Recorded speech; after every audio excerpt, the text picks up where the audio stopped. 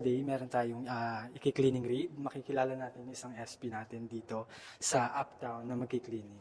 So, yan. Katukin natin sila. Ay, may doorbell pala.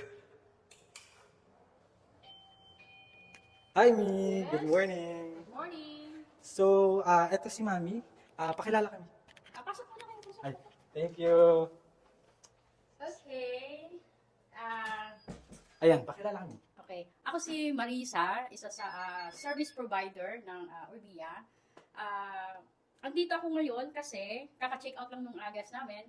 So, kailangan kong i-prepare yung unit for incoming guest ulit. Kami kasi sa Orbia, may mga procedure kami na tinatawag. Before cleaning, may mga ginagawa kami. Unang-una, yung before photos. Bawat anggulo, so kailangan namin kunan, Okay. part, CR, cabinet, bed, table, lahat. Bukod sa cleaning, hindi lang kasi cleaning yung ginagawa namin eh. May tinatawag kaming errands. Yun yung pag-receive ng fresh laundry na galing sa laundry shop ng Orbia. Then yung pag-prepare din ng dirty laundry na ginamit ng guest. Yung dirty laundry namin is may may laundry shop ang Orbia. Oh. So, ang ginagawa namin, nagbibigay ng advice yung office kung paano ibababa yung dirty laundry, kung sino magpipick up sa amin, para hindi kami aksaya sa oras.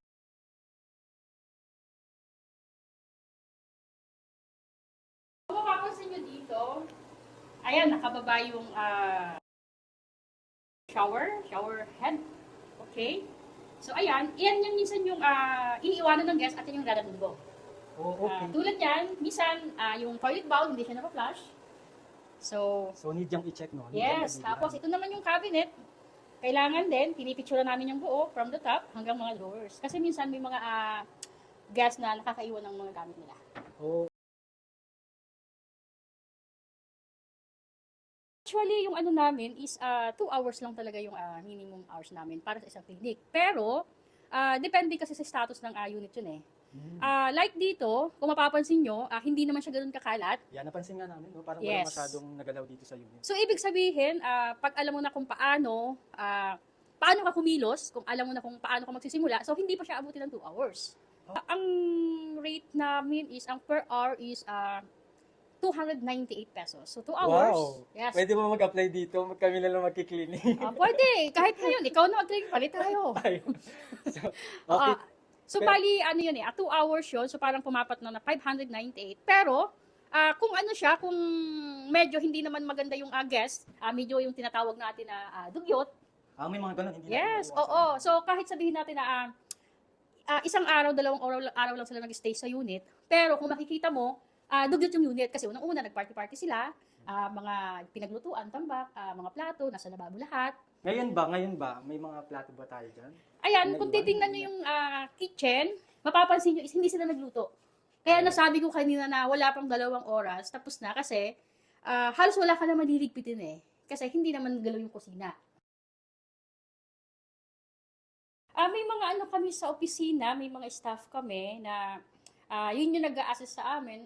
Kunwari may problema sa unit, tulad ng pag nag-ano kami ng kunwari, pag inayos na namin yung dirty laundry. Okay. So, ang dirty laundry kasi, bago namin siya i-fold, tulad nito, towel, bago namin siya i-fold, kailangan namin i-check kung goods. Kasi syempre, kailangan namin inform sa office. So, kaya kami may tao sa office kasi sila yung nagre-receive, sila yung nag-a-assist sa amin. Nag-audit ng ginagawa. Yes, kung ano yung problema. Tulad nito, kung mapapansin nyo, ayan, may stain siya. So, hindi namin alam kung matatanggal. So, kailangan namin itong i-report sa office, kailangan namin ng kunan ng picture, Okay. para tawag nito, ipaalam inform sa unit, sa guest. Para rin sabihan yung laundry natin, no? Yes. Na may stain and para ma-treat nila doon sa hub natin, correct? Yes, kung maaalis ayan, o hindi. So, ibig sabihin, lagi tayong nagpapalit ng mga Yes. linens, beddings natin. Yes, yung pillow. every check out, kahit nasabihin na isang araw lang yung guest na nag-stay sa unit, automatic lahat ng pinalit ng guest, ay lahat ng ginamit ng guest, palit. Ito yung ano namin, may GC kami, Okay. na andun ako at andun din yung staff na nag-a-assist sa amin. Tulad nito, Okay. ayan. Ayan, so makikita natin na Ayan. nag-update si Mami, ano? Ayan, lahat yan. Kung ano yung mga issue sa unit, mga problema. So, sinasabi namin sa kanila, ini-inform namin sila. Tulad minsan, may mga case na yung EC is nag-leak. So, kailangan namin kunan ng video na nakikita namin na on the spot, yung leak na andyan. So, sinisend namin kung sino yung nag-assist sa amin para magawa ng paraan. Okay. So, sakop namin lahat ng gamit na kailangan bago lumabas, bago mag-check out or nakapag-check out na yung guest, kailangan na mag-check lahat kung working or hindi. So, yun yung mga isa pa sa task namin. Oh, okay. So, thank you for your time, Mi. Sana maayos yung kalagayan mo dito sa pagki-cleaning. Ay, And naman. then, see you sa next tour namin sa Orbia Homes. So, ayun. Okay.